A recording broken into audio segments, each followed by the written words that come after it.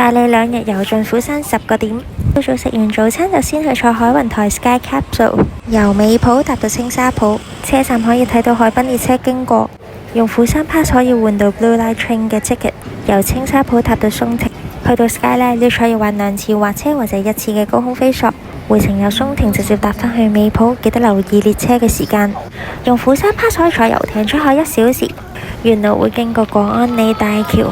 夜晚7點後嘅 Night Tour 仲會有煙花 show 睇，超近距離去睇呢個煙火真係超靚超值得一去。搭車去到廣安里睇埋沙灘嘅夜景，沿住沙灘一路行到文樂水邊夜市，有酒飲有 DJ 一路玩到凌晨，現場氣氛嗨爆啊！第二朝一早行過海雲台沙灘，沙灘隔離就係釜山城 The Sky， 100樓係全韓國第2高嘅建築物，可以飽覽釜山嘅景色。